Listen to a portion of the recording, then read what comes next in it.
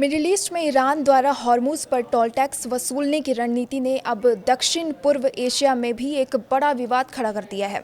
Indonesia ने अब दुनिया के सबसे व्यस्त और समुद्री रास्ते स्ट्रेट ऑफ मलक्का से गुजरने वाले जहाज़ों पर टैक्स लगाने का प्रस्ताव देकर अपने पड़ोसियों और वैश्विक शक्तियों को हैरान कर दिया है।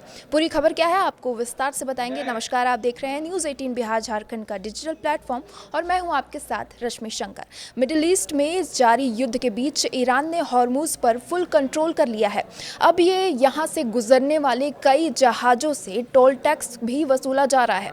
वहीं अब इस आग की तपिश 4000 मील दूर दक्षिण पूर्व एशिया तक पहुंच गई है। समुद्र से गुजरने वाले जहाज़ों से टोल टैक्स वसूलने के आइडिया ने इंडोनेशिया के मन में भी लालच जगा दिया है।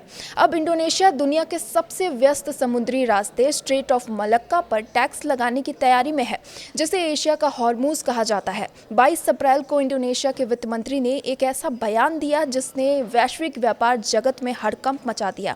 उन्होंने सुझाव दिया कि इंडोनेशिया को भी स्ट्रेट ऑफ मलक्का से गुजरने वाले जहाज़ों पर लेवी यानी टैक्स लगाना चाहिए। ईरान इस वक्त हॉर्मुज़ से गुजरने वाले जहाज़ों से चीन युआन या क्रिप्टो करेंसी में धड़ल्ले से टोल वसूल रहा है।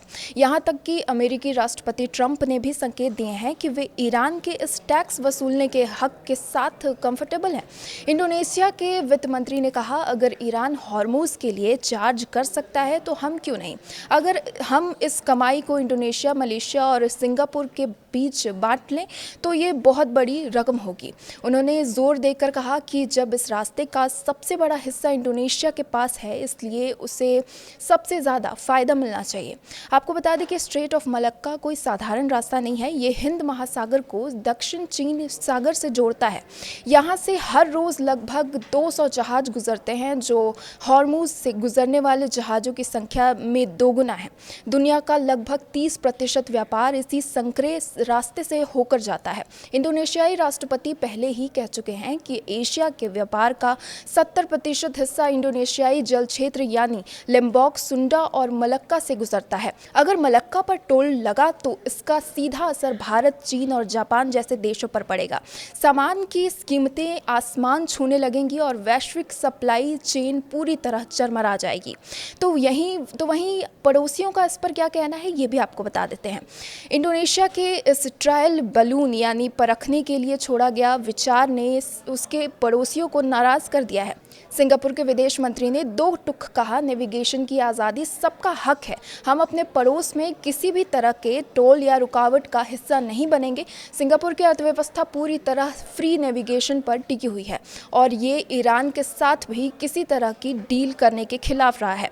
मलेशिया ने इस विचार को पूरी तरह नकारा तो नहीं है, लेकिन कहा है कि कोई भी फैसला चारों देशों इंडोनेशिया, मलेशिया, सिंगापुर और थाईलैंड की सहमति के बिना नहीं लिया जा सकता है।